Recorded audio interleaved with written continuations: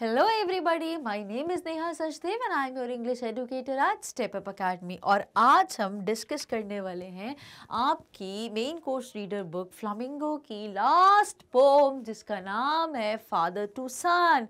तो ये जिसको इस पोम को लिखा है एलिजाबेथ जेनिंग्स ने, और एलिजाबेथ जेनिंग्स ऐसी पोम्स लिखती हैं जो रिलेट करती हैं रियल लाइफ सिचुएशंस में, या स्पेसिफिक ऐसा बोल सकते हैं रियल लाइफ रिलेशंस के बारे में। तो यहां से हमें कुछ समझ में आ रहा है फादर टू सन।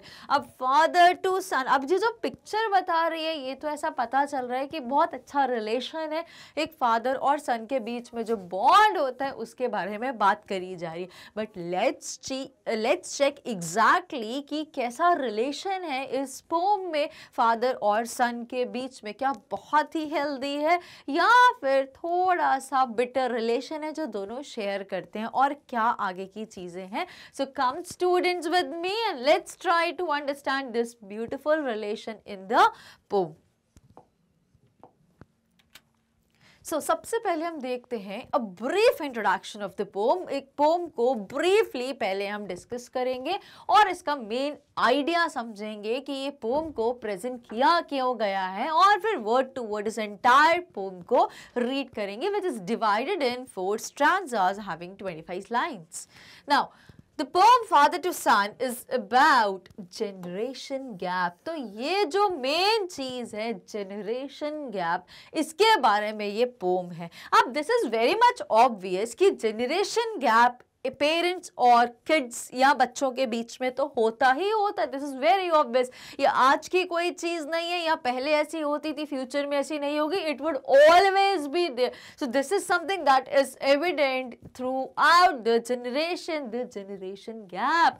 जो पेरेंट्स और उनके चिल्ड्रन में जो गैप होता है एज का, that is exactly generation gap.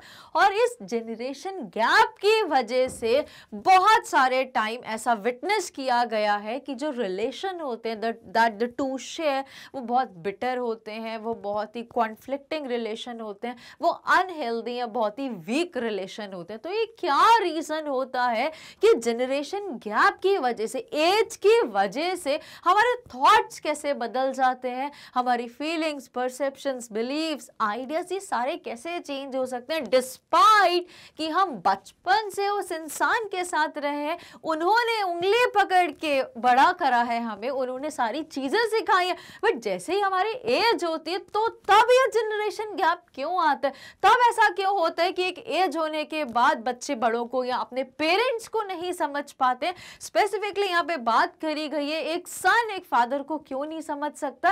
At the same time father अब अपने बच्चे को क्यों नहीं समझ पा रहा? बचपन में उसी को गोदी में खिलाया, उसी को पढ़ना, बड़ा करा, सब सिखाया, और आज जब बच्चा इंडिपेंडेंट हो गया है तो वो इस घर को छोड़ के चला जाता है, और उसको वो रोक नहीं सकते, उसको समझने की कोशिश नहीं कर रहे, और उनको ये भी नहीं पता कि मेरे बच्चे को क्या पसंद है, क्या चाहता है वो फाइनली। तो ये जो इतना बड़ा जो गैप होता है just because of the age, ये किस कारण से हो रहा है एकदम से? So let's try to understand this generation gap from this poem. Now, the poem Father to Son is about generation gap and misunderstanding between a father and a son. जो misunderstanding होती है एक father और एक son के बीच में, वो majorly क्यों होती है और उसको कैसे sort out किया जा सकता है, इसके बारे में हम इस poem में पढ़ेंगे। Throughout the poem, the father keeps wondering why his son changed।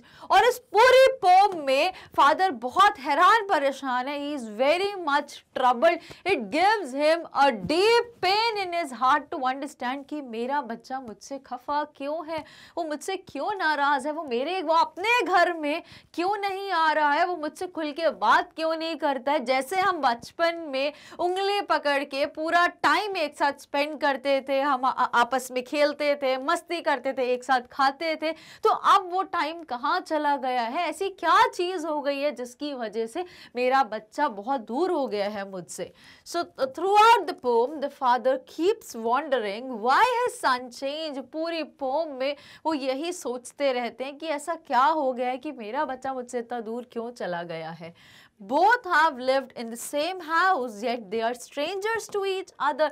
Despite कि हम लोगों ने common roof share करी है, वो बचपन से इसी घर में पैदा हुआ, इसी घर में बड़ा हुआ, और आज हम इतने अजनबी हो गए हैं कि हम एक साथ जो इतना क्लोज थे कभी बचपन में, और आज हम स्ट्रेंजर हो गए हैं. स्ट्रेंजर मतलब हम एक दूसरे को जानते ही नहीं है. और क्या नहीं जानते कि मेरे को ये नहीं पता. बीइंग अ फादर यहाँ पे बोल रहे हैं कि मैं नहीं जानता कि मेरे बच्चे को क्या पसंद है, क्या पसंद नहीं है, वो क्या चाहता है, वो क्या नहीं चाहता, उसकी क्या प्रॉब्लम है, उसका सॉल्यूशन क्या है, मैं अपने बच्चे को ही नहीं समझता. So we are just like stranger despite कि हम बचपन से साथ में रह रहे हैं, बचपन से बच्चा यहीं पर पला बड़ा हुआ है और आज हम ही उसको समझ नहीं पा रहे हैं. So father wants to forget his son for wasting his money. अब यहाँ पर जो बेटा है वो बहुत ही प्रोडिगल है, बहुत ही फ्री हैंडेडली पैसे को खर्चा करता है, और फादर यहाँ पे कह रहे हैं कि उसकी जो छोटी सी गलती है मैं उसको भी माफ करने के लिए तैयार हूँ. मुझे कोई प्रॉब्लम नहीं है कि वो फालतू फिजूल का पैसा खर्चा करता है, एक्स्ट्रावेगेंटली पैसा खर्चा करता है, मुझे उसमें भी कोई दिक्कत नहीं है, मैं उसकी ये गलती भी माफ कर सकता हूँ.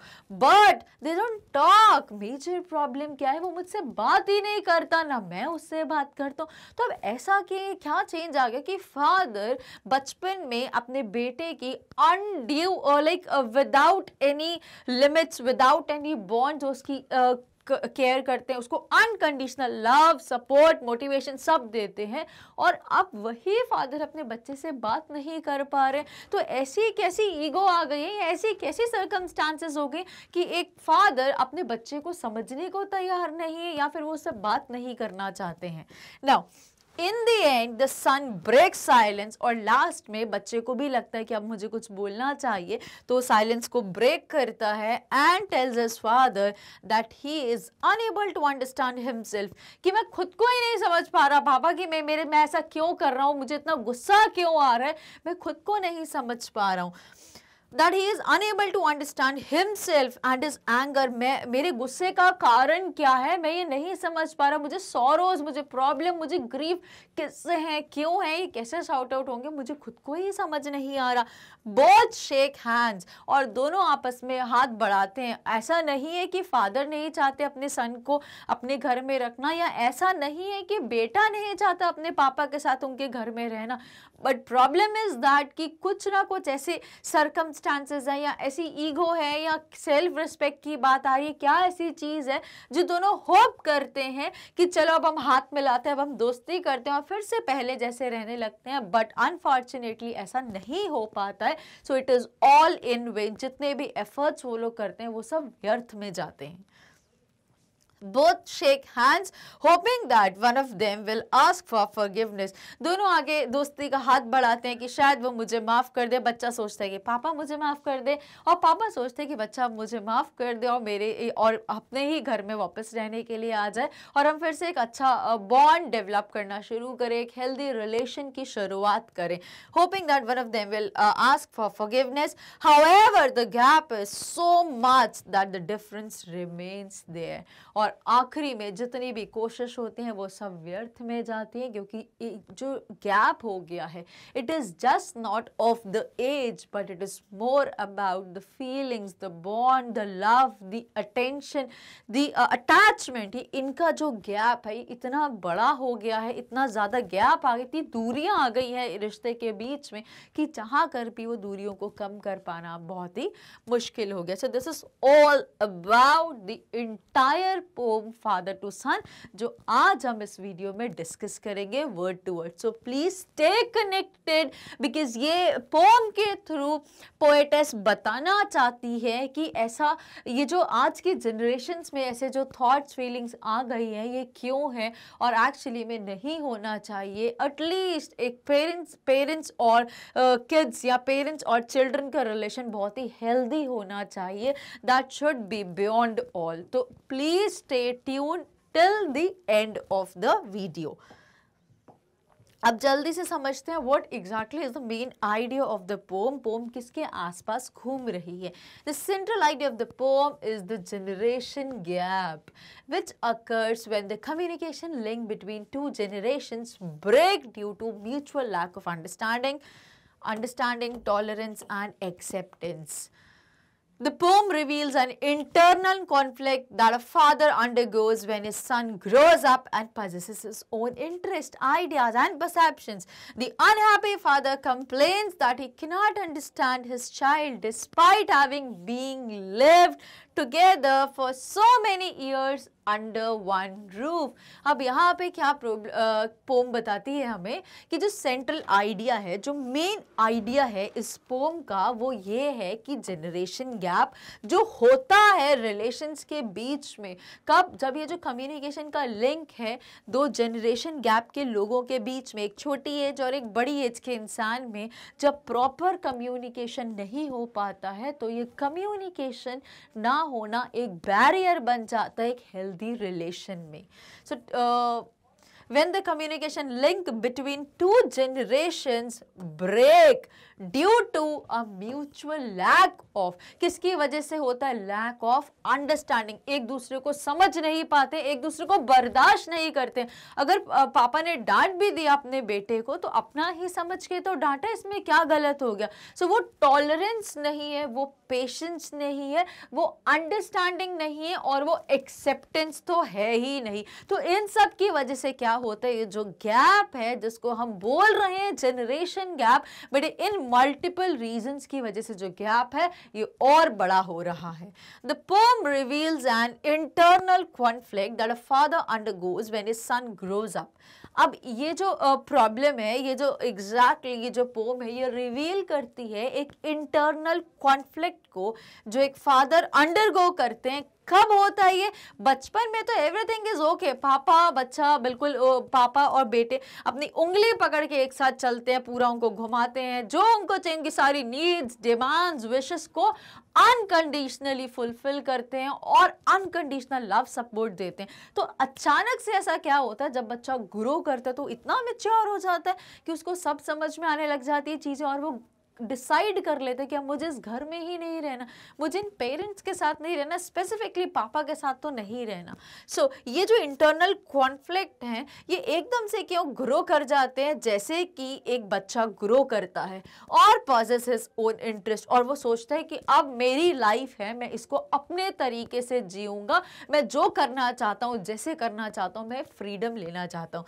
And possess his own interest, ideas and perception. The unhappy father, और ये फादर अभी इन चीज़ों से खुश नहीं है. कोई फादर नहीं चाहता कि, कोई फादर नहीं चाहते ऐसा कि उनके सन उनसे दूर रहें. वो चाहते हैं, वो अभी भी इतना सब होने के बाद भी वो चाहते हैं कि इस पूरे फेस को मैं बिल्कुल इग्नोर कर दूंगा, मैं बिल्कुल फॉरगिव कर दूंगा और हम वही फेस में आ जाएंगे जो हमने चाइल्डहुड में शेयर किया था आपके साथ, अपने सन के साथ. So, father complains that he cannot understand his child despite having, वो अपने बच्चे को नहीं समझ पा रहे. He fails to understand his own child, जो उन्हीं की खुद की फोटोकॉपी है, वो उन्हीं का खुद का जूनियर वर्जन है. वो अपने ही अंश को, अपने ही वंश को समझ नहीं पा रहे, समझने में फेल हो गए हैं.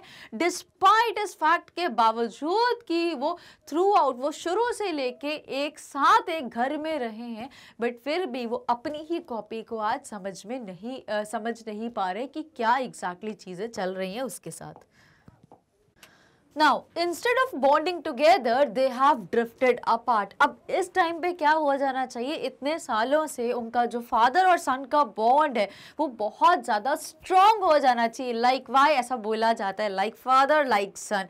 तो बिल्कुल अब वो ट्रू कॉपी हो जाते हैं, वो काफ़ी फ्रेंड्स बन जाते हैं अब. But instead of bonding together, what is the problem? They have drifted apart. उनका जो रिलेशन है उसमें काफ़ी दूरी आ गई, वो लोग काफ़ी अलग हो गए हैं. और ये किसकी वजह से जो गैप आया है, जो ड्रिफ्ट होया अपार्ट, ये किसकी वजह से हुआ? बिकॉज वो लोग आपस में बातचीत नहीं करते हैं, because of non communication and non understanding of each other. ना तो वो आपस में बातचीत करके चीजों को सॉर्ट आउट करते हैं और ना ही वो एक दूसरे को समझते हैं. ऐसा नहीं है वो समझने की कोशिश नहीं करना चाहते, समझने की कोशिश तो करना चाहते हैं. बिकॉज जब हम आगे पढ़ेंगे तो ऐसा हम पढ़ेंगे कि they both share their hands, दोनों अपने हाथ साथ आगे बढ़ाते हैं दोस्ती करने के लिए, बॉन्ड डेवलप करने के लिए, but it is all in when उनका जो बॉन्ड है वो डेवलप हो ही नहीं पाता, बिकॉज इतनी दूरी आ चुकी है अब रिलेशन में, क्योंकि इतने टाइम से ना तो अच्छे से बात करी है एक दूसरे से, अच्छे से क्या उन्होंने तो बात ही नहीं करी एक दूसरे से,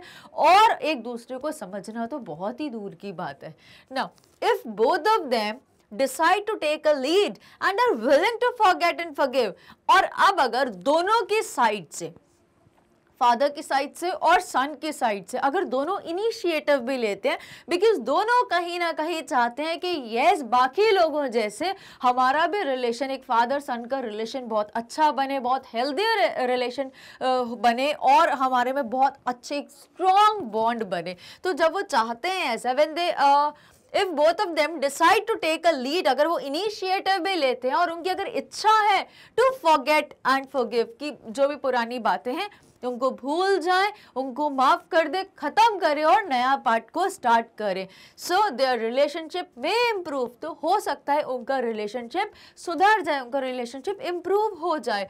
respecting each others differences is the only way out to diminish the distance between parents and children.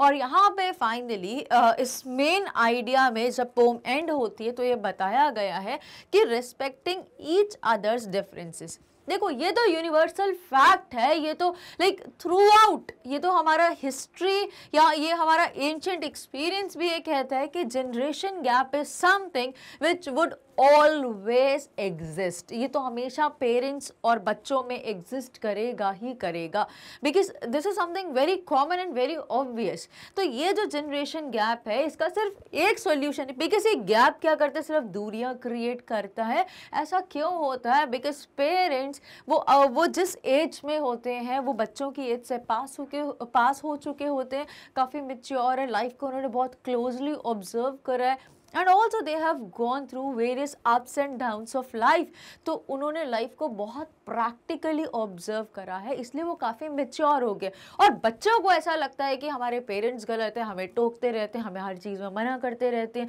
ये नहीं करो, ऐसा नहीं करो, वो नहीं बोलो, वहाँ नहीं जाओ। तो ये जो आज की जो जनरेशन है या फिर जो बच्चे हैं जो इतना कम एज के, उन्होंने लाइफ में अभी कुछ देखा ही नहीं है, उनको कुछ प्रैक्टिकल चीज़ें भी नहीं पता है, उनके कॉन्सिक्वेंस क्या होंगे उनको कुछ नहीं पता, और उनको लगता है कि पेरेंट्स गलत है, और पेरेंट्स को लिटरली लगता है कि बच्चे गलत हैं, क्योंकि कहीं ना कहीं वो उस एज से आ चुके होते हैं और उनको पता है कि अगर ऐसा करेंगे तो बच्चों के लिए ही नुकसान होगा, वो उनके भले के लिए बोलते हैं। बट होता क्या है यहाँ पर, इतने ज़्यादा जनरेशन गैप की वजह से दोनों एक दूसरे को समझ ही नहीं पाते हैं। तो इसका बेस्ट सोल्यूशन ये है कि रिस्पेक्टिंग ईच अदर्स डिफरेंसेस, कि अगर दोनों एक दूसरे को समझने की कोशिश करें।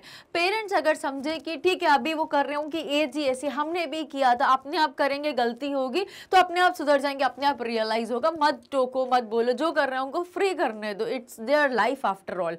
और बच्चों को भी एट द सेम टाइम समझना चाहिए कि अगर पेरेंट्स डांट रहे हैं तो उनके अच्छे के लिए डांट रहे हैं, बिकॉज वो उनकी फेस ऑफ लाइफ से क्रॉस करके आगे जा चुके हैं, उन्होंने लाइफ में बहुत सारे ऐसे एक्सपीरियंसेस देखे हैं, बहुत सारे अप्स एंड डाउन्स देखे हैं, तो अब उनको बहुत सारी चीज़ें पता है, इसलिए हमारे भले के लिए, हमारे अच्छे के लिए ही वो सब बोल रहे हैं। तो it is just respecting each other's differences is the only way to diminish the distance between parents and children। यही एकमात्र ऐसा तरीका है जिससे जो पेरेंट्स और चिल्ड्रन के बीच का जो गैप है उसको इसी तरीके से कम किया जा सकता है, by respecting each other's thoughts, feelings, ideas, emotion, perceptions and everything।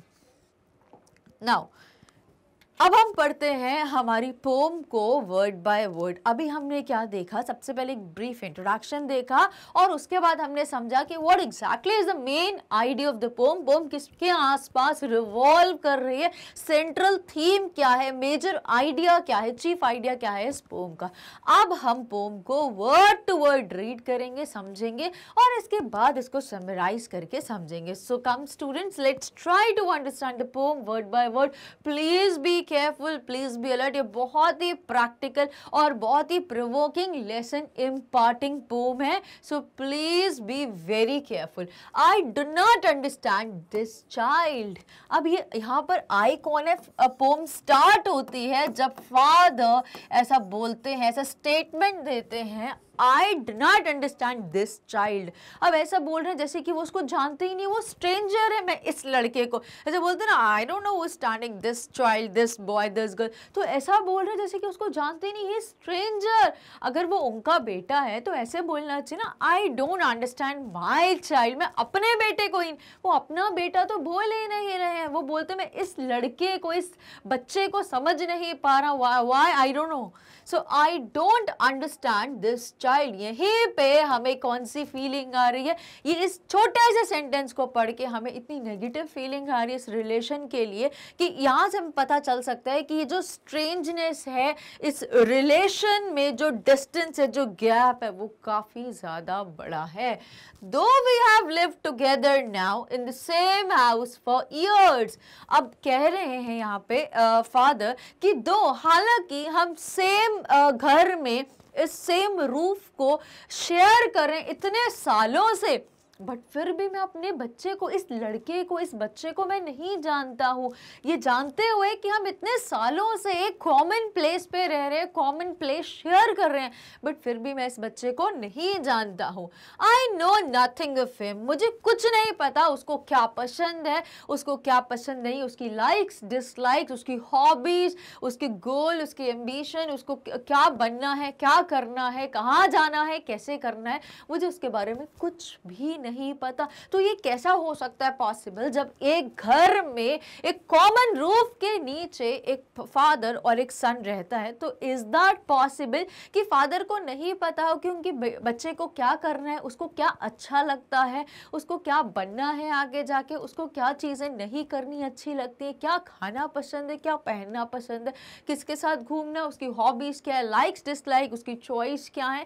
क्या ये पेरेंट्स को नहीं पता होता? स्पेसिफिकली क्या फादर को नहीं पता होता? ये वही केस हो सकता है जहां पे दोनों लोग आपस में बिल्कुल भी कम्युनिकेट ना करें, और अगर कम्युनिकेशन नहीं करेंगे तो कैसे शेयरिंग होगी, कैसे बॉन्ड डेवलप होगा? So this is literally very painful part. Now I know nothing of him, so try to build up a relationship from how he was when small. अब वो बोलते हैं मैं उसके बारे में कुछ भी नहीं जानता हूँ, बट वो कहीं ना कहीं father is very much willing to develop the same bond, to have a same healthy relation जब वो बचपन में अपने बेटे के साथ शेयर करते थे। जब बच्चा छोटा होता है तो पेरेंट्स कैसे पूरा टाइम उनके साथ खेलते हैं। स्पेसिफिकली अगर मैं फादर का एग्जाम्पल दूँ तो अपने कंधे पे बिठा के उनको घुमाना, उनको खिलाना, उनकी डिमांड्स नीड्स को फुलफिल करना, और कितने अलग अलग टाइप से बच्चे को एंटरटेन करते हैं, और जस्ट फॉर देयर स्माइल वो कुछ भी कर सकते हैं। तो यहाँ पे अब वो बोल रहे हैं father I know nothing of him. अब मुझे उसके बारे में कुछ नहीं पता क्योंकि मैंने उससे बात ही नहीं करी, ना वो मुझसे कभी बात करता है, तो हमारा डिफरेंस काफ़ी अलग है। ऑल्दो हम एक ही घर में रहते हैं, एक ही छत के नीचे रहते हैं। सो बट लेकिन वो कह रहे हैं I try to build up a relationship from how he was when small. But मेरी बहुत ज़्यादा ऐसी इच्छा है, क्योंकि मैं ये लाइफ को और परस्यू नहीं करना चाहता, मैं ऐसे रिलेशन को बिल्कुल एंजॉय नहीं कर रहा हूँ, और मेरी ये लॉन्गिंग है, ये मेरी डीप डिजायर है कि हमारा रिलेशन फिर से वैसा ही हो जाए जैसा मेरा बेटा बचपन में था, जब वो छोटा था, और हमारा इतना स्ट्रॉन्ग बॉन्ड था, इतना हेल्दी रिलेशन था। मैं विश करता हूँ कि फिर से काश हमारा वैसा ही रिलेशन डेवलप हो जाए। Yet have I killed the seed I spent or sown it where the land is his and none of mine। अब यहाँ पर क्या बोल रहे हैं? यहाँ पर yet have I killed, but क्या मैंने किल करा है उस सीड को? I spent or sown it। अब ये सीड का क्या है यहाँ पर, ये सीड उस बीज को बोला गया है जो उन्होंने कभी बोया था, उन्होंने कभी सो करा था।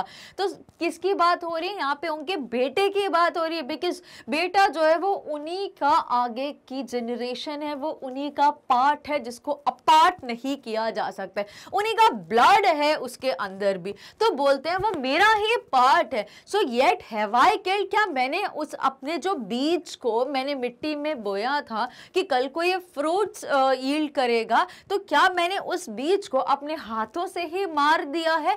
The seed that I spent or sown it where, अभी जहां पर मैंने सीड सो करी है या फिर इस बीज को जहां जिस मिट्टी में डाला है, where the land is his and none of mine, और वहां ऐसे लैंड में मैंने ये सीड को सो करा है जहां पे लैंड सिर्फ उसका है और मेरा कुछ भी नहीं है। तो मतलब ऐसा साउंड हो रहा है, कितनी स्ट्रेंजर फीलिंग आ रही है, कितनी अनएक्वेंटेड फीलिंग आ रही है कि कोई XYZ किसी का लैंड था और मेरा सीड था, जो मेरा अंश था, जो मेरा वंश था, मैंने उस सीड को, उस बच्चे को किसी ऐसी अलग जगह पर डाल दिया है और अपने से अलग कर दिया। तो क्या मैंने उस सीड को किल कर दिया है, क्या मैंने उस सीड को मार दिया है किसी ऐसी जगह पर सो करके, उस जमीन पर जो जमीन मेरी नहीं है और मेरे को उसके बारे में कुछ भी नहीं पता। वो जमीन सिर्फ अब उसकी ही है, उसकी है, मतलब वो अपनी चॉइस से अपने लाइफस्टाइल को स्पेंड करता है और वो अब उनके साथ भी नहीं रहता है, बिकॉज अब वो बड़ा हो गया है, अब उनका घर छोड़ के चला गया है, अब उसको अपने पापा के साथ रहना बिल्कुल पसंद नहीं है, वो अपने तरीके से अपनी लाइफस्टाइल को स्पेंड करता है, the way he like, the way he want, the way he desire. Now we speak like strangers, there's no sign of understanding in the air। अब क्या बोलते हैं, we speak like strangers, हम लोग ऐसे बात करते हैं जैसे अजनबी हैं। ये तो हमें बहुत अच्छे से समझ में आ गया। पहले ये लाइन जो फादर ने हमें बोली थी, I don't understand this child, मतलब मैं इस लड़के को, इस बच्चे को नहीं समझ सकता हूँ या मैं नहीं समझ पा रहा हूँ।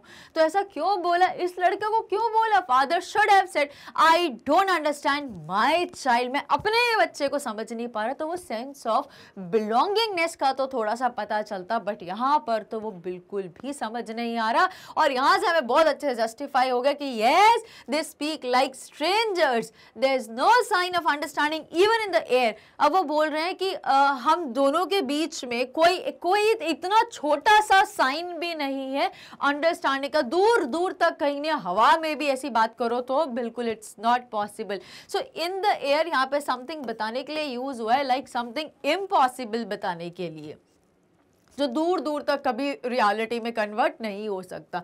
सो there is no sign of understanding हमारे बीच में। जब सबसे पहली चीज कम्युनिकेशन ही नहीं हो रहा है तो समझोगे कहाँ से? अब ठीक है, अगर कुछ केस में हम माने कि कम्युनिकेशन थोड़ा कम भी होता है या नहीं भी होता है, बट एक बिकॉज फादर का खुद का ब्लड है, जो खुद का जो पार्ट है, वो उसके बारे में तो बहुत अच्छे से समझ सकते हैं, बट वो कहते हैं कि हमारे बीच में कोई अंडरस्टैंडिंग नहीं क्योंकि अब बेटा बड़ा हो गया है। So they speak like stranger and there is no sign of understanding in the air. This child is built to my design, yet what he loves I cannot share। अब वो बोल रहे हैं कि जो this child, ये जो लड़का है, देखो बार बार वो ऐसे वर्ड्स यूज कर रहे हैं कि जिससे हमें समझ में आ रहा है कितना स्ट्रेंज रिलेशन है, ये कितना अनहेल्दी रिलेशन है, जिसके बारे में सुन के वाकई में एक फादर को कितना पेन फील हो रहा होगा या एक सन को भी कितना पेन फील हो रहा होगा कि मेरे फादर मुझे ऐसे बोल रहे this child rather than saying my child. So this child is built to my design। तो built to my design मतलब जैसा मैं चाहता था मैंने वो बना, बिकॉज वो मेरा अंश है, वो मेरा ही वंश है, तो मेरे जैसा ही है, लाइक फादर लाइक सन। वो मेरी बिल्कुल डुप्लीकेट कॉपी है, मेरा डुप्लीकेट है, मेरी वो कॉपी जेरोक्स कॉपी है, वो मेरे ही जैसा है, वो बिल्कुल मेरे जैसा ही है, बट फिर भी he loves I cannot share, yet what he loves I cannot share। लेकिन उसको क्या पसंद है, बिकॉज जैसे पापा होते हैं हैं, बच्चे भी ऐसे ही, हम समझते हैं कि लड़के तो स्पेसिफिकली फादर की बिल्कुल कॉपी होते हैं, जैसे पापा बिहेव करते हैं, जैसे रिस्पॉन्ड करते हैं, जैसा डे टू डे लाइफ में जो चीज़ों को करते हैं, सेम एज इट इज वो जूनियर वर्जन जो उनका होता है वो भी ऐसे ही एक्ट और रिएक्ट करते हैं सारे सिचुएशंस में सिमिलर तरीके से। तो यहाँ पे बोल रहे हैं फादर कि ये चाइल्ड तो बना तो बिल्कुल मेरे जैसा ही, जैसा मैं हूँ वैसा ही ये है, बट फिर भी मुझे नहीं पता इस चीज़ का कि उसको क्या पसंद है क्या नहीं पसंद, वो क्या चाहता है, क्या करता है, कहाँ जाना है, क्या बनना है, मुझे ये सब कुछ भी नहीं पता है। Yet what he loves I can not share, उसको क्या पसंद क्या ना पसंद है वो बिल्कुल भी आपको बता भी नहीं सकता हूँ इस चीज़ के बारे में।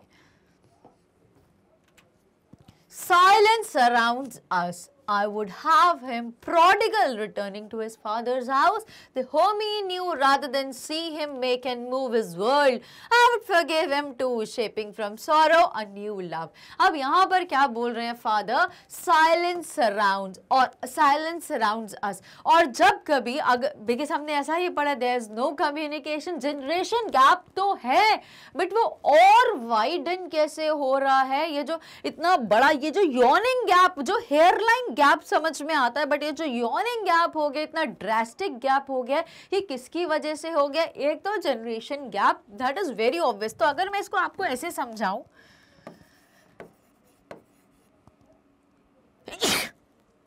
सॉरी, जनरेशन गैप ये और बढ़ कैसे रहा है? तो कहीं ना कहीं लैक ऑफ कम्युनिकेशन की वजह से, लैक ऑफ कम्युनिकेशन, और इसके साथ साथ नो कम्युनिकेशन हो रहा है, बिल्कुल कम्युनिकेशन नहीं, and lack of understanding each other. तो ना तो वो एक दूसरे से बातचीत करते हैं, ना ही एक दूसरे को समझने के लिए तैयार है। तो इसका रिजल्ट तो ऑब्वियस है कि ये होना ही होना है, गैप तो उनके रिलेशन में आएगा ही आएगा, जिसकी वजह से उनका रिलेशन अनहेल्दी होगा और जो बॉन्ड है वो बिल्कुल ही डिपार्ट हो जाएगा। नाउ अब जब भी अगर वो बात करते हैं तो साइलेंस सराउंड्स अस, उनके आसपास पूरी शांति ही शांति, सन्नाटा ही सन्नाटा, because they have nothing to speak. उनके, वो आपस में बात ही नहीं करते, उनके पास कोई ऐसी चीज़ ही नहीं है जो वो कॉमन शेयर कर सके। I would have him prodigal। तो अब क्या बोले? प्रोडिगल, यहाँ का प्रोडिगल का मतलब होता है who spend like spendthrift को बोला जाता है, who spend extravagantly, बहुत खुले हाथ जो खर्चा करता है पैसों का, बहुत ही खर्चीला इंसान को बोला गया है प्रोडिगल। तो उनका जो बेटा है वो उसके बारे में बता रहे हैं कि वो बहुत फजूल की खर्ची भी करता है, बट मुझे कोई प्रॉब्लम नहीं, मैं उसकी ये गलती भी माफ़ कर दूंगा और उसको एक्सेप्ट करने के लिए तैयार हूँ। सो आई would have him prodigal, I would have him prodigal returning to his father's house। अब वो उसको ये भी नहीं बोले returning to your house, मतलब तुम अपने घर में आ जाओ, बोले तुम अपने पापा के घर में आ जाओ। कहीं ना कहीं तो हमें इन लाइंस को पढ़ के समझ में आ रहा है कि थोड़ा सा एटीट्यूड तो है फादर को, और कहीं ना कहीं सेम चीज़ अगर फादर को एटीट्यूड है तो कहीं ना कहीं सन में भी एटीट्यूड होगा, थोड़ा सा कहीं ना कहीं ईगो की बात हो रही है। बट ठीक है, वो उन चीज़ों को साइड में रख रहे हैं, क्योंकि ये डिस्पाइट ऑल दिस थिंग्स वो फिर भी अपना दोस्ती का हाथ बढ़ाते हैं, वो चाहते हैं कि वो अभी भी मेरे घर वापस आ जाए वो। So because sense of belongingness थोड़ी सी तो कहीं पर है।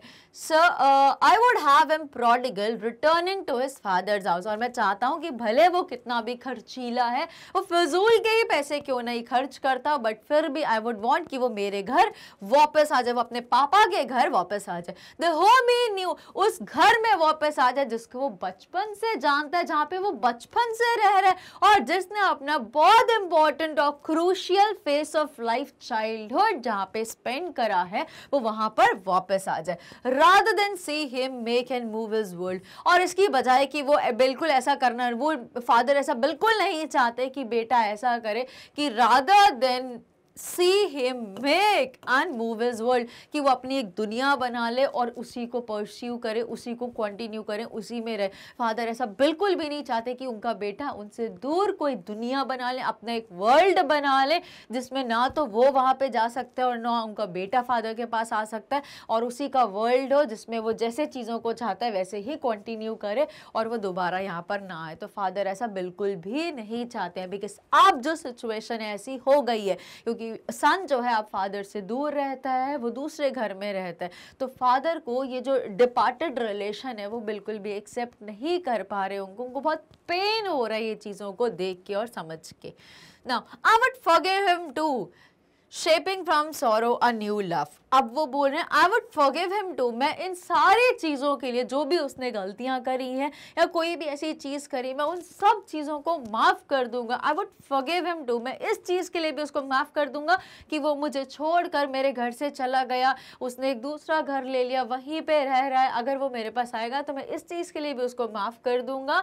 Shaping from sorrow a new love, और वो भी इतना उदास है, उसको भी बहुत ज़्यादा पेन है क्योंकि उसको फादर का लव नहीं मिल पा रहा, फादर की सपोर्ट नहीं मिल पा रही, फादर की जितनी हेल्प उसको चाहिए थी वो सब उसको नहीं मिल पा रहा, वो भी कहीं ना कहीं अलोन है, वो भी लोनलीनेस फील कर रहा है, जिसकी वजह से वो भी आज सॉरो में है, उसको भी बहुत डीप ग्रीफ है।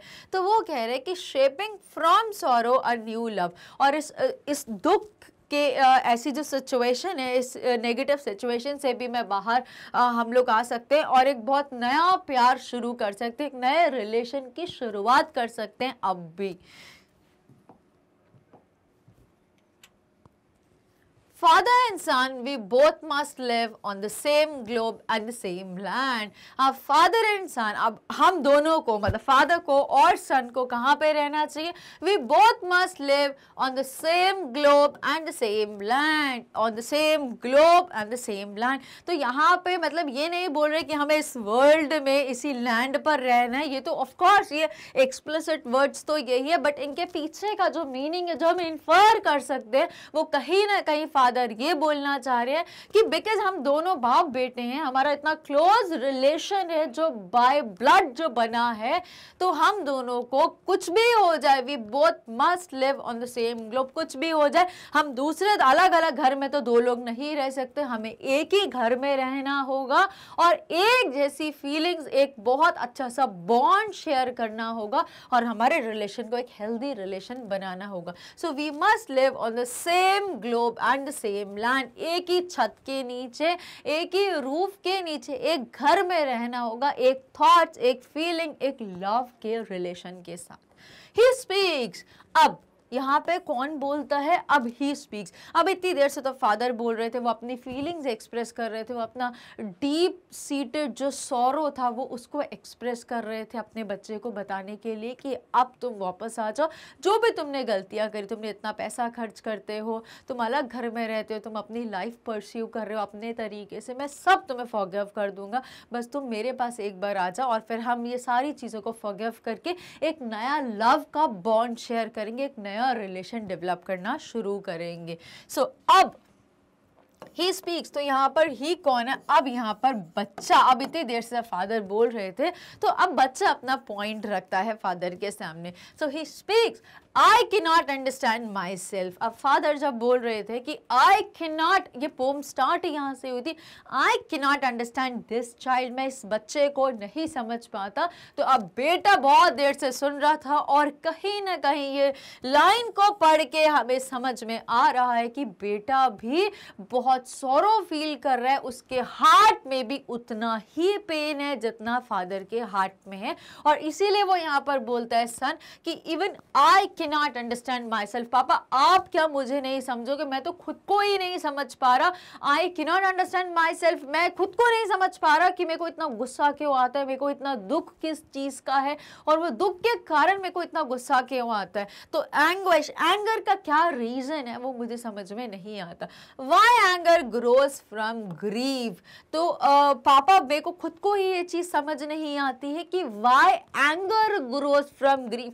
मेरे को इतना जो पेन है, जो मेरी सफरिंग्स हैं, जो मेरे अंदर का सॉरो है, इन सब चीजों की वजह से मैं इतना चिड़चिड़ा, इतना इरिटेट हो गया हूँ कि मेरे को हर चीज पे गुस्सा आता है और मैं बिल्कुल ब्लर्ट आउट करता हूँ। ऐसा होता है ना हमारे साथ रियल लाइफ में भी, जब हम किसी चीज से, हमारे अंदर किस चीज की प्रॉब्लम होती है, कोई ग्रीफ होता है, कोई सॉरो होता है, कोई ट्रबल होता है, तो हमें गुस्सा आता रहता है, हम इरिटेट होते रहते हैं, हम चिड़चिड़े होते हैं, और जिसकी वजह से हम किसी पर भी गुस्सा उतार देते हैं और हम खुद को ही नहीं समझ पाते कि हम क्या कर रहे हैं, हम क्यों कर रहे हैं। सो एग्जैक्टली यही फेस अब अपने उनके बेटे के साथ भी हो रही है। तो यहाँ पे बेटे बोलते हैं, I can not understand myself why anger grows from grief, we each put out an empty hand. और ये बोल के कि मैं खुद को ही नहीं समझ पा रहा, फिर भी वो उम्मीद करते हैं कि चलो ठीक है, हम अच्छा रिलेशन बनाने की फिर से एक नई शुरुआत करते हैं, और दोनों एक दूसरे की तरफ दोस्ती का हाथ बढ़ाते हैं, एक बॉन्ड डेवलप करने वाला हाथ बढ़ाते हैं। So we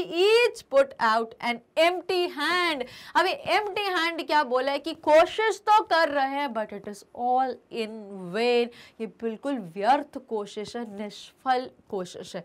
longing for something to forgive. अब दोनों हम एक दूसरे की तरफ हाथ बढ़ाते हैं, ये डिजायर करते हुए, ये सोचते हुए कि हम longing for something to forgive, कि एक लंबे समय से हमारी ये डिज़ायर, हमारी इच्छा है कि जब भी हम मिलेंगे हम एक दूसरे को बिल्कुल माफ़ कर देंगे और पुरानी चीज़ों को ख़त्म करके लाइफ का नया चैप्टर शुरुआत करेंगे। ये सोचते हुए वो दोनों एक दूसरे की तरफ हाथ बढ़ाते हैं, but it is all in when, क्योंकि उनकी इतना गैप आ चुका है उन दोनों की लाइफ में, उन दोनों के रिलेशन में। वो अब कुछ भी चाह कर या कुछ भी कर वो गैप बिल्कुल भी कम नहीं हो पा रहा। So with these words we end with the entire poem. अब जल्दी से हम इस पोम की समरी को डिस्कस करते हैं।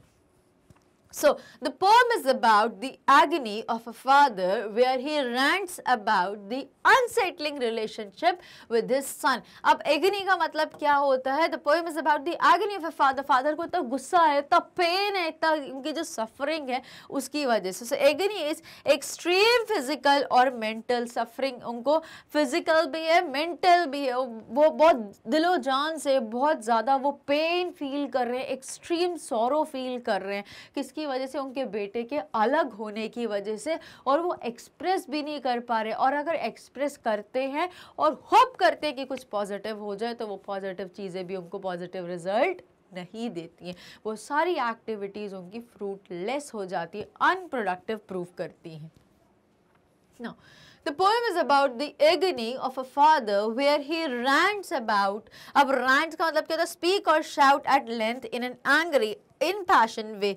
अब जब किसी जोर से चिल्लाते हैं, चीखते चिल्लाते हैं, येल करते हैं, स्क्रीम करते हैं, ब्लर्ट आउट करते हैं, उसको रैंट बोलेंगे। तो the poet is about the poem is about the agony of a father where he rants about the unsettling relationship with his son. Unsettling क्या? कॉजिंग एंग्जाइटी और अनईजनेस, डिस्टर्बिंग। ये जो relation है ये सेटल्ड रिलेशन नहीं है, ये एक अच्छा रिलेशन नहीं है। हम दोनों में बहुत सारे क्लैशेस हैं, हमारे रिलेशन में बहुत सारे लूप होल्स हैं, बहुत सारे गैप्स हैं, जिसकी वजह से हमारा रिलेशन एक स्ट्रॉन्ग कनेक्शन नहीं है हम दोनों के बीच का।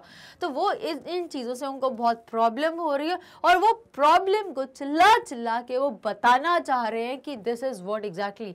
सो the poem is about the agony of a father where he rants about, किसके बारे में रैंट करते? Unsettling relationship with his son who is now a grown up. अब बचपन तक तो चीज़ें अच्छी थी कि जब तक पापा अपने बेटे की उंगली पकड़ के चलते थे, उसकी नीड्स, ड्रीम्स, डिज़ायर्स, विशेस सबको फुलफिल करते थे, unconditional love, help, support, motivation देते थे, तब तक तो ये चीज़ें बहुत अच्छी हुई। बट जैसे ही बेटा बड़ा हो गया और जहाँ पे उसको लगा कि आप पापा मुझे टोक रहे हैं, रोक रहे हैं, मुझे मना कर रहे हैं, तो उसको वो चीज़ें पसंद नहीं आई। एट द सेम टाइम बेटे को पापा की चीज़ें पसंद नहीं और पापा को बेटे का ऐसा बिहेवियर पसंद नहीं आया, तो उन दोनों ने बिना कम्युनिकेट करे अलग होने का डिसाइड कर लिया और बेटा घर छोड़ के चला जाता है। तो उसके बाद जो पेन होता है उसके बारे में, उस एगनी के बारे में यहाँ पे बताया है हमें।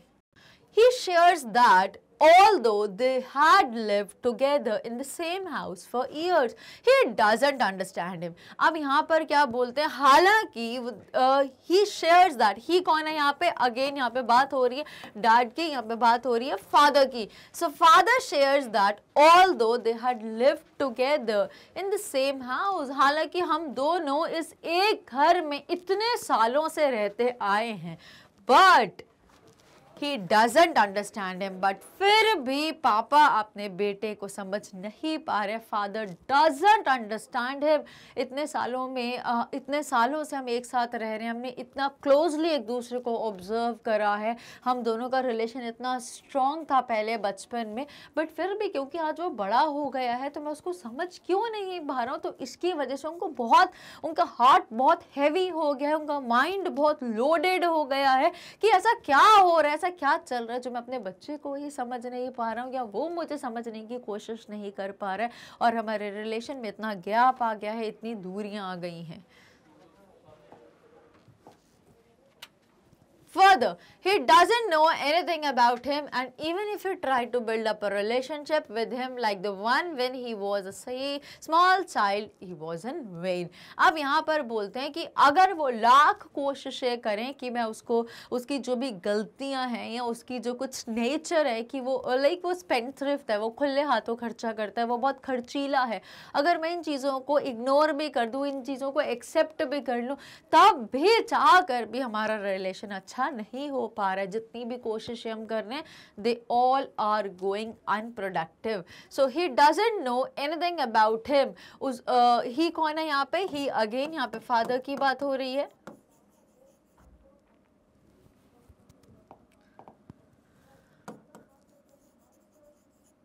So father doesn't know anything about him, and even if he tried to build up a relationship with him like the one when he was small child, he was in vain.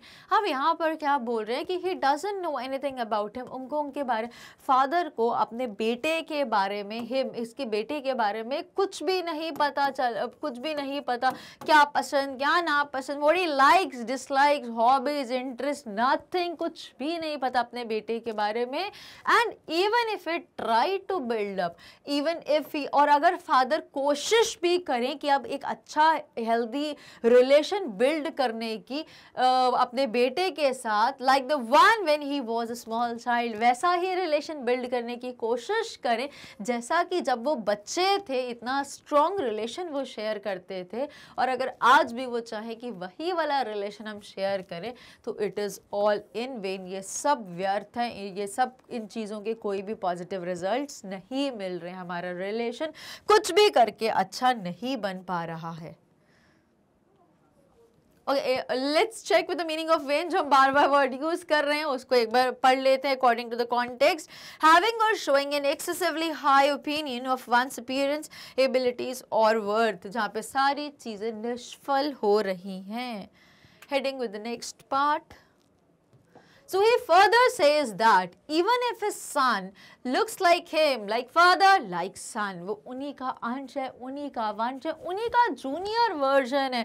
आपने भी बहुत सारे cases में ऐसा देखा होगा कि जैसे फादर होते हैं बिल्कुल वैसे ही उनकी बिल्कुल कॉपी होते हैं उनके बेटे, उनके सन बिल्कुल उनकी कॉपी होते हैं. So he further says that even if his son looks like him, वो कह रहे हैं कि वो मेरा बेटा तो बिल्कुल मेरे जैसा दिखता है, हम बिल्कुल एक दूसरे, मतलब ऐसा लगता है कि मेरी कोई छोटी कॉपी है, मेरा जूनियर वर्जन है कोई वो.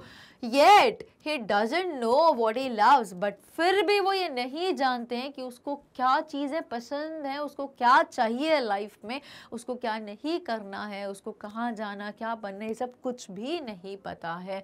He acknowledges the communication gap and lack of understanding. तो वो किस चीज़ के, दो चीज़ों को मानते हैं, एक्नॉलेज कर रहे हैं यहाँ पर कि कहीं ना कहीं एक कम्युनिकेशन गैप है और लैक ऑफ अंडरस्टैंडिंग है बिटवीन देम, कि ना तो हम आपस में बात करते हैं और ना ही हम एक दूसरे को समझते हैं, जिसकी वजह से हमारे रिलेशन में जो गैप है वो और ज़्यादा वाइडन होता जा रहा है. He acknowledges the communication gap and lack of understanding between them and they speak like strangers. और अब इतनी weird situation हो गई है कि father और son दोनों आपस में ऐसे बात करते हैं जैसे कि एक दूसरे को जानते ही नहीं है, दोनों अजनबी है, दोनों strangers हैं। जो हमें बहुत अच्छे से पता चला था, क्या बोल रहे थे father, I don't understand this child. Now, his son is in a different place which he cannot access due to the increasing gap. अब जो उनका बेटा है वो एक बिल्कुल दूसरी जगह में रहता है, वो उनके पापा के साथ उनका घर शेयर नहीं करता है, एक दूसरी जगह में रहता है, और जिसकी वजह से अगर उनके फादर चाहे भी कि उस तक पहुंच पाए और उसको वापस लें तो it is something next to impossible. So his son is in a different place which he can not access due to the increasing gap. और ये गैप कम नहीं हो रहा है और ना ही ये स्टेबल है, gap day by day gradually ये गैप बढ़ता ही जा रहा है इन दोनों के रिलेशन में. There is silence between them. और उन दोनों के बीच में क्या रहती है, जब भी वो अगर कभी मिलते हैं या टकरा जाते हैं एक दूसरे से तो बस साइलेंस ही साइलेंस प्रिवेल करती है. वो एक दूसरे से कुछ नहीं बोलते, दोनों बिल्कुल शांत रहते हैं, चुप रहते हैं. He is ready to forgive his prodigal son. अब फादर जो है यहाँ पे वो बिल्कुल तैयार है, मैं अपने खर्चीले बेटे को माफ करने के लिए भी तैयार हूँ, मुझे कोई प्रॉब्लम नहीं है अब उसके ऐसे ही लाविशली पैसा अगर वो खर्च भी करे. He wants to accept him back to the house. बस वो इतना चाहते हैं कि बेटा ये तुम्हारा ही घर है जहाँ पे तुमने अपनी लाइफ का इतना क्रूशियल पार्ट स्पेंड करा था, तुम्हारा जो बचपन था वो इसी घर में बीता है, मेरे ही साथ बीता है, तो तुम इस घर में वापस आ जाओ और फिर मेरे साथ उतना ही टाइम स्पेंड करो और हम उतना ही हेल्दी बॉन्ड फिर से डेवलप करेंगे. He wants to accept him back to the house, the one which he always knew, जिसको बहुत अच्छे से जानते थे बिकॉज उनका वहाँ पे बचपना बीता है. Now, he doesn't want his son to move around the world. He is longing to love him. अब वो बिल्कुल नहीं चाहते कि वो वर्ल्ड में इधर उधर भटके, उसका खुद का घर है, अपने पापा के घर में रहे, उनके साथ टाइम स्पेंड करे और फिर से वैसे ही चाइल्डहुड के जैसे डेज वो लोग स्पेंड करते थे वैसे ही फिर से टाइम स्पेंड करे. और वो बिल्कुल नहीं चाहते कि बच्चा उनसे दूर रहे, कहीं अपने ही वर्ल्ड में रहे, बिकॉज उनको पता है लाइफ अच्छी नहीं है, लोग दुनिया के लोग जो है वो अच्छे नहीं हैं, वो उसको कभी फेवर नहीं करेंगे, उसको कभी सपोर्ट नहीं करेंगे, कभी इतना लव नहीं करेंगे, इतना मोटिवेशन नहीं करेंगे जितना एक फादर एक सन को कर सकते हैं. तो बार बार वो प्लीड कर रहे हैं to come back to your own house. Your own house नहीं बोलते, लेकिन वो क्या बोलते हैं, come to your father's house. ना अब he is longing to love him. अब उनके बहुत एक बड़े समय से चलते एक बहुत बड़ी डिज़ायर है, वो चाहते हैं उसको प्यार करना, वो ऐसे प्यार करना चाहते हैं जैसे उनने उस बच्चे को बचपन में प्यार किया था, और वैसे ही एग्जैक्टली प्यार करने के लिए वो तरस रहे हैं बिकॉज उनका बेटा उनके साथ अब नहीं रहता है.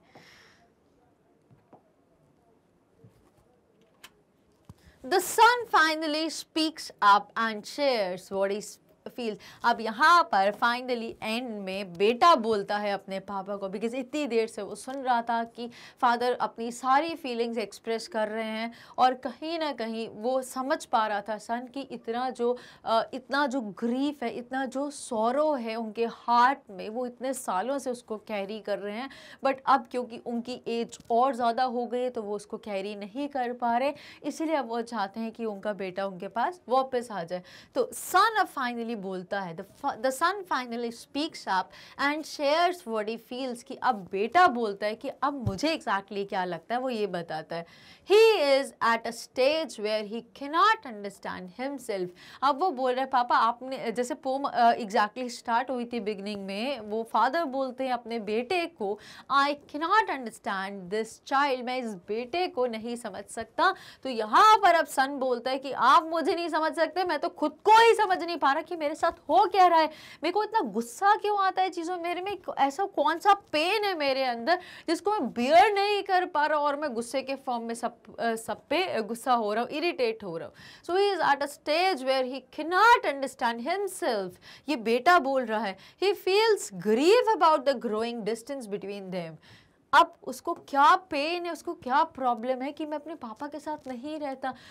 सब बाकी जब अपने फ्रेंड्स को देखता है, आसपास की दुनिया में देखता है, तो सब पेरेंट्स, सब स्पेसिफिकली फादर अपने सन के साथ इतना हेल्दी बॉन्ड शेयर करते हैं, वो लोग आपस में घूमते हैं, घूमने जाते हैं, खाते पीते हैं, शॉपिंग करते हैं, इतना क्वालिटी टाइम स्पेंड करते हैं। तो वो उसको देख के और बुरा लग रहा है कि मेरे साथ ऐसा क्यों नहीं हो रहा है, और वो ही फील्स ग्रीफ, और उसको इन चीज़ों का बहुत पेन हो रहा है about what the growing distance between them, कि हम दोनों में ये जो डिस्टेंस इतना दिन पर दिन बढ़ता जा रहा है, हम में दूरियां कम ही नहीं हो रही है, रादर दिन पर दिन वो दूरी बढ़ती जा रही है। तो उसको बहुत प्रॉब्लम हो रही है एंड ही इज एंग्री, और बेटा अब गुस्से में he is angry due to the grief and sadness. इस उदासी की वजह से, इस ग्रीफ की वजह से उसको बहुत गुस्सा आ रहा है अब मैं कि इसको कैसे ठीक कर लूँ, बट वो खुद को ही समझ नहीं पा रहा कि कैसे क्या चीजें करी जाएं।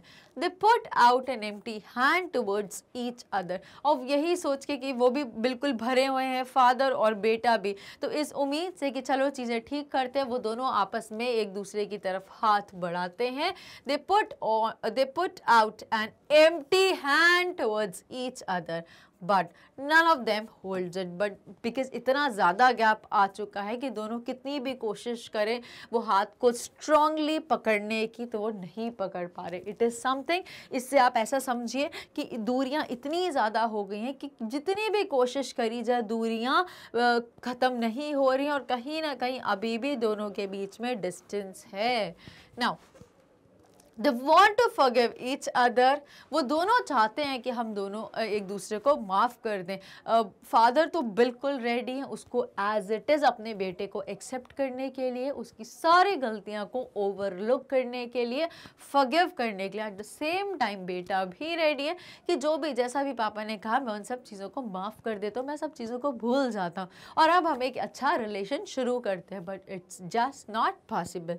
दे want to forgive each other yet couldn't find a solution to the problem, और finally उनको अपनी इस प्रॉब्लम का कोई सोल्यूशन नहीं समझ में आता है। उनको ये बिल्कुल समझ नहीं आता कि कैसे हमारी ये जो दूरियां हैं उनकी प्रॉब्लम क्या है, the distance that they have created in their relation, वो उस डिस्टेंस उनका वो मेजर उनकी वो प्रॉब्लम है, और वो कुछ भी करके चाह कर भी लाख चाह कर भी वो अपनी इस कोशिश को कामयाब नहीं कर पाते, और वो जो डिस्टेंस है, वो जो ड्रामेटिक गैप है दोनों के रिलेशन के बीच में, वो उसको चाह कर भी कम नहीं कर पाते। And with this ends with the summary of the entire poem father to son. अब हम इसको जल्दी से कंक्लूड करते हैं। So the father to son summary throws light on a damaged relationship between a father and सन।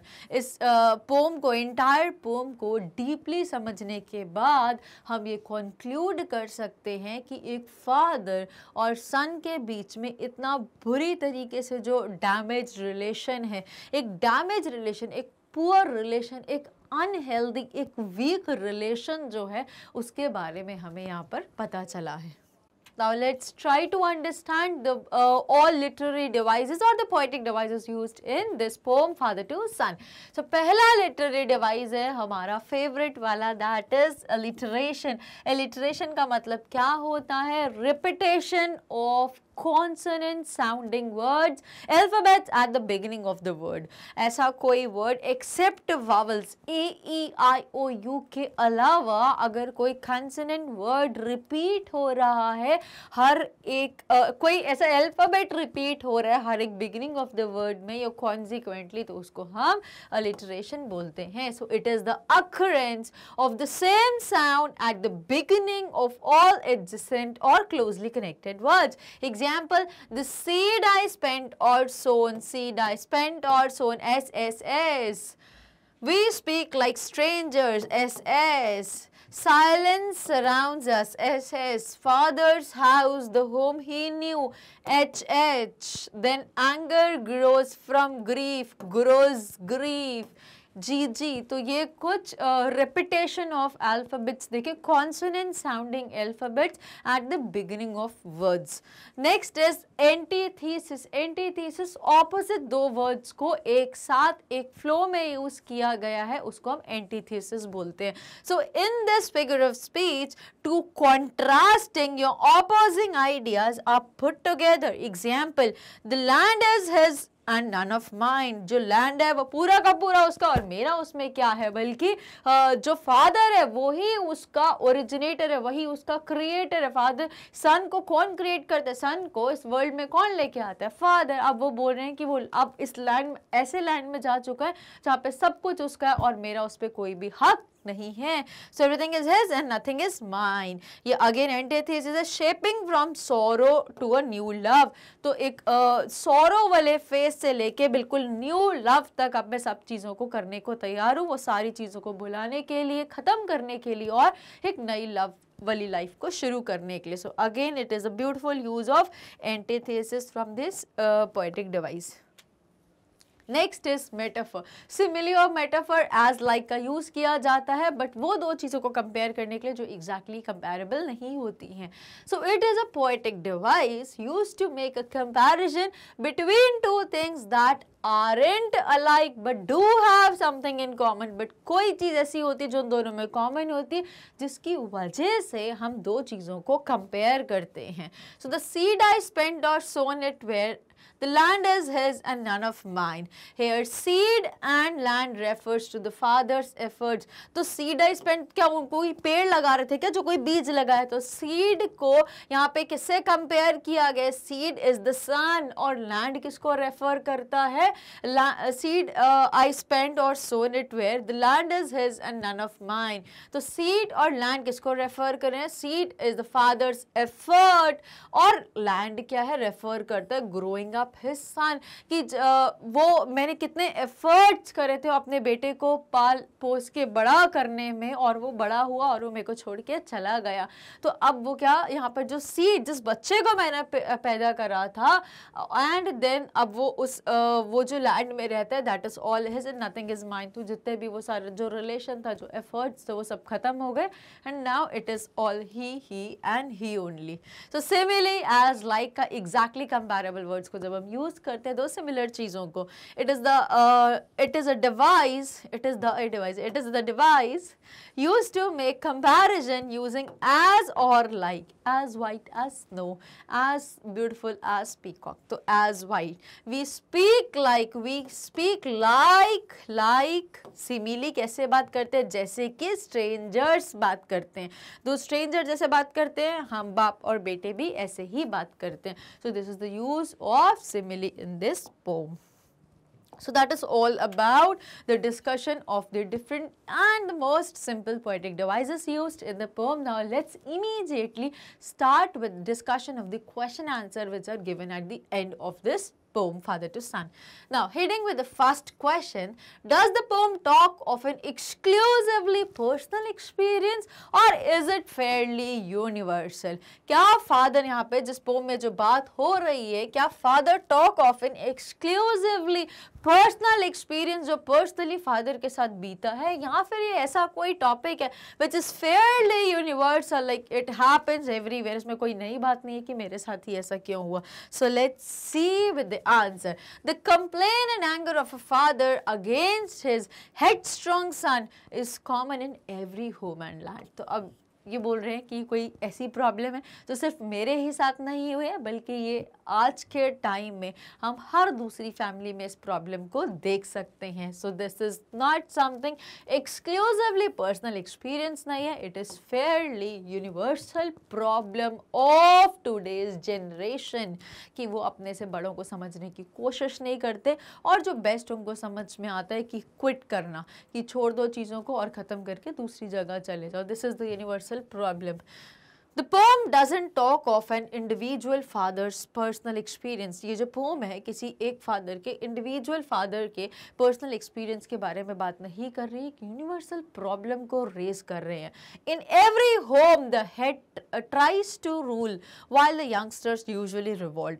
अब हर एक घर में ऐसा ही होता है, जो हेड ऑफ द फैमिली होता है, जो बाय एज जो सबसे ज़्यादा होते हैं, वो फैमिली को गवर्न करते हैं, कंट्रोल करते हैं, उस पर रूल करते हैं. बट होता क्या है, while the youngsters, जितने भी यंगस्टर्स हैं, they usually revolt, वो उनके हमेशा क्लैशेस होते रहते हैं, ऐसा क्यों नहीं, हम ये नहीं फॉलो करेंगे, हम वो नहीं करेंगे. So youngsters are usually at revolt. The conflict, और ये जो कॉन्फ्लिक्ट होता है, जो क्लैशेस होते हैं दोनों के बीच में, that goes on and on. You may call it a generation gap, और इसको हम क्या बोल सकते हैं, generation gap. Want of understanding between the old and the young, और major क्या है, the need of understanding between the old and the young. इसकी वजह से जो problem raise हो रही है, it is considered as a universal problem of the present time.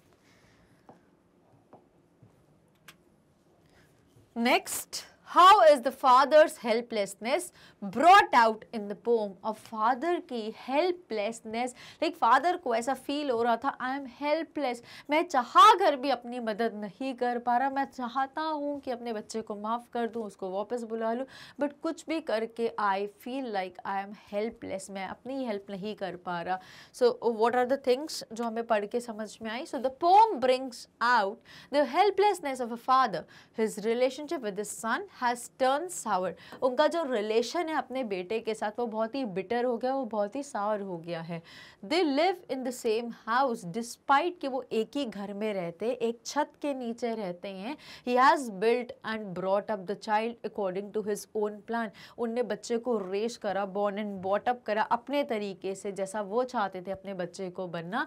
But जब बच्चा बड़ा हो जाता है तो वो बिल्कुल डिफरेंट हो जाता है. He has built and brought up the child according to his own plan, but the son has got a mind to think freely and act differently. But जब बच्चा बचपन में तो अपने पेरेंट्स को, अपने फादर को बहुत ओबे करता है, रिस्पेक्ट करता है, एक बहुत ही अच्छा बॉन्ड शेयर करता है. बट जैसे ही वो बड़ा होता है, वो मैच्योर हो जाता है, he feels like I am free to understand, I have my individual identity. और इन सारी चीज़ों की वजह से जब वो फ्रीली सोचने लग जाता है, वो डिपेंडेंट नहीं होता अब अपने फादर के ऊपर, वो इंडिपेंडेंट हो जाता है, तो वो डिफरेंट तरीके से एक्ट करता है. यहाँ पे एक्ट डिफरेंटली किससे बोला गया है, जैसा फादर चाहते हैं कि वो एक्ट करे, वो वैसा ना करके कुछ अलग करता है अपनी मर्जी के हिसाब से. The father can't throw him out, can't break off with him completely. अब कोई भी अगर फादर है तो वो अपने बच्चे को उठा के घर से बाहर तो नहीं फेंक सकते हैं, बिकॉज कहीं ना कहीं कोई बॉन्ड होता है, because it is his own blood. तो वो ऐसा थ्रो तो बिल्कुल नहीं कर सकते. उससे रिश्ता भी ख़त्म करना is something next to impossible. He longs for a compromise but gets no response. But वो क्या चाहते हैं कि थोड़ा बहुत कॉम्प्रो कर ले, वो थोड़ा सा झुक जाए, थोड़ा सा बेटा मान जाए चीज़ों पे, और कहीं ना कहीं कॉम्प्रोमाइज़ एक बीच के पॉइंट पे आ जाए, जहाँ पे म्यूचुअल अंडरस्टैंडिंग की वजह से इस रिलेशन को हेल्दी बनाने की कोशिश की जाए, या इस गैप को थोड़ा सा कम करने की कोशिश की जाए. But it is all in vain. ये सारी चीज़ों का कोई भी रिस्पॉन्स नहीं मिलता है. तो इन सब चीज़ों से हमें पता चला कि father is very helpless. Efforts करने के बावजूद भी उनको उनका कोई भी पॉजिटिव रिजल्ट नहीं देखने को मिलता है. Heading with the next question, identify the phrases and lines that indicate distance between father and son. हमें वो लाइंस और फ्रेजेस बताने हैं जो इस पोम में यूज करे गए हैं. क्या बताने के लिए? डिस्टेंस बिटवीन फादर एंड सन. तो पूरी पोम ही हम यहाँ पे लिख देते हैं, बट एग्जैक्टली स्पेसिफिकली कुछ ऐसे फ्रेजेस और लाइंस है जहाँ पे हमें बहुत अच्छे समझ में आ रहा है कि there exists a drastic gap between the father and the son. So let's immediately check. The phrases or lines indicating distance between father and son are, I don't understand this child. This child, इस लड़के को, इस बच्चे को. Why? Say my. तो my वाली feeling नहीं थी, this वाली फीलिंग थी, पराए वाली, stranger वाली फीलिंग थी, अपने वाली फीलिंग नहीं आई. तो यहाँ से पता चला I know nothing of him. मुझे उसके बारे में कुछ नहीं पता. अरे कोई आपकी फैमिली का, आपका ब्लड है, आपका क्लोज रिलेशन है, आपका ब्लड रिलेशन है उसके साथ, और आप बोलो मुझे उसके बारे में कुछ नहीं पता, उसको क्या पसंद है, क्या करना है, क्या नहीं. Like how is that possible? तो ये भी हमें क्या बता रहा है? That there exists a difference between the two. We speak like strangers. Clear है. There is no sign of understanding in the air, और दूर दूर तक हवा में भी अगर हम बात करें तो कोई भी सिंबल या साइन नहीं है अंडरस्टैंडिंग हम दोनों के बीच में हो जाए। What he loves I can not share, और उसको क्या पसंद है क्या नहीं पसंद है मैं बता ही नहीं सकता, बिकॉज मुझे कुछ नहीं पता, I don't understand this child. Silence around us, तो जब दो लोग बिल्कुल बातचीत नहीं कर रहे, how can they be one? तो अगेन यहाँ पे पता चलता है difference in the distance, distance is there, difference is there. Last, see him make and move his world, तो वो खुद अब अपनी दुनिया में अपनी उस दुनिया बना ली है, उसने अपना वर्ल्ड बनाया है जहाँ पे वो उसी लाइफ को परस्यू कर रहा है। तो ये भी बता रहे हैं हमें कि वो दोनों काफ़ी अपार्ट हो गए और अपनी अपनी लाइफ को कंटिन्यू कर रहे हैं। अब उन दोनों का एक दूसरे से कोई ज़्यादा रिलेशन या बॉन्ड नहीं एग्जिस्ट करता। Heading with next question, does the poem have a consistent rhyme scheme? तो सबसे पहले मैं यहाँ पे आपको बता देती हूँ कि rhyme scheme होता क्या है। तो इसके लिए I would like you guys to look at the poem once again. जो एक्सप्लिसिटली पोम हमने ली थी, ये लास्ट स्टैंजा आया है, हम इसी में समझ लेते हैं राइम स्कीम होता क्या है। देखो नाम से समझ में राइम स्कीम, जब भी कोई पोम बनाई जाती है वो राइमिंग वर्ड्स को एंड में लेते हैं ताकि राइम करके पोम बनाई जाए। सो जैसे हमने twinkle twinkle little star how I wonder what you are, तो star are up above the world so high like a diamond in the sky, तो हाई स्काई ये क्या है? ये राइम स्कीम है। ए बी बी की scheme is the pattern और the plan in which the rhyming words are used in particular poem. तो ये राइम स्कीम होता है। अब अगर हम यहाँ पे देखें, so silence around us and I would have, ये एंड में ही आती है, इतना ध्यान रखना। आई वुड हैव, फिर returning to, he knew, move to और लव। अब न्यू और हैव, ये टू और ये to, so it is A. अगर मैं बोलूँ ये ए है, इस लास्ट में ये बी है, ए बी। अब टू के साथ यहाँ पर आ गया ये be, to him prodigal returning to, और फिर यहाँ पे पड़े his world I would forgive him too. अब न्यू और ये सी हो गया, ए बी सी, इसका कोई राइम नहीं बन रहा। और उसके बाद डी क्या बनता है हमारा? मूव, तो मूव लव, तो मूव लव अगेन ये भी नहीं बन रहे। तो यहाँ पे ऐसी कोई राइम स्कीम नहीं बन पा रही है। ए बस यहाँ पे दो ही वर्ड समझ में, एक टू और टू के साथ बना है यहाँ पे। तो जो पैटर्न, ये जो लास्ट वर्ड में जो राइमिंग वर्ड है वो जहाँ पर रिपीट हो रहे हैं उसको हम राइम स्कीम बोलते हैं। और हम लास्ट वर्ड को ए बी सी डी करते हैं। और जैसे मान लीजिए ये वर्ड हैव है, अगर यहाँ पे कुछ हैव के जैसा सिमिलर कहीं पे साउंड होता तो हम उसको भी ए दे देते। तो हमारी राइम स्कीम ए बी, यहाँ पे मान लीजिए यहाँ पे हैव के जैसा कोई वर्ड था तो यहाँ पर भी ए आ जाता। तो ये होती एग्जैक्टली राइम स्कीम। जल्दी से प्रोसीड करते हैं और फर्स्ट स्टैंजा से एक बार और देख लेते हैं। लाइक चाइल्ड और child, now no, together now, और ये वाला आई नो, फिर चाइल्ड बिल्ड, फिर नो हाउ, फिर बिल्ड और किल्ड। तो ये चाइल्ड बिल्ड किल्ड ये सब एक जैसे साउंड कर रहे हैं, सिमिलर सिमिलर। फिर नो नाउ हाउ, तो ये कहीं ना कहीं सिमिलर सिमिलर साउंड करे। तो ऐसी कुछ राइमिंग स्कीम बन रही है हमारी स्टैंजा 1 में। तो ये हमें एग्जैक्टली बताना है कि हमें कहाँ कहाँ पर कैसी राइम स्कीम देखने को मिली है इस एंटायर पोम में। तो वो हमने यहाँ पे डिस्कस करी है इस आंसर में। So let's have a look first. The poem doesn't have a consistent rhyme scheme. एक consistent नहीं है, ऐसा हमने कभी नहीं देखा कि A B B C C, ये consistent नहीं है, random कुछ भी आ रही है। तो random जो आ रहा है, तो first two stanzas have the rhyme scheme A B B A B A वाली, whereas third और fourth में अगर देखोगे तो थोड़ा सा alteration है। और third में कैसी बन रही है? A B C और A B A। लाइक आप बिल्कुल उसको justify नहीं कर सकते बिकॉज ये consistent नहीं है, it is not consistent scheme. Parallel नहीं बन रही, एक जैसी नहीं बन रही, कुछ भी फ्लक्चुएट करते हुए टेढ़ी मेढ़ी बन रही है। Then fourth one has A B B C B A, तो कोई इसका पैटर्न नहीं समझ नहीं आ रहा, बट यस बिकॉज हमें स्कीम बतानी है तो ये स्कीम यही होगी। This is all about the discussion of this entire poem and now we end with the video of discussion father to son. I hope you literally understood the video very well and now I would like to give you a personal message. Specifically daughters तो बहुत समझदार होती हैं।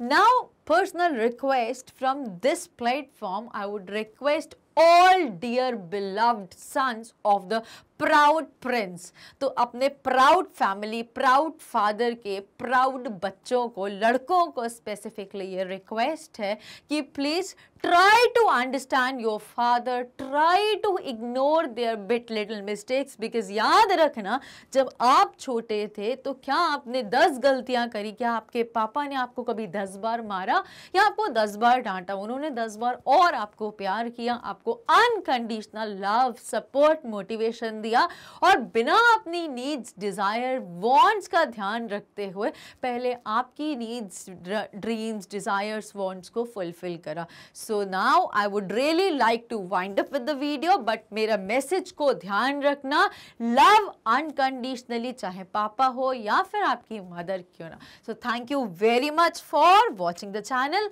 But don't forget to like, अच्छा ये भी बोलना है, share and do subscribe our channel. Thank you very much once again.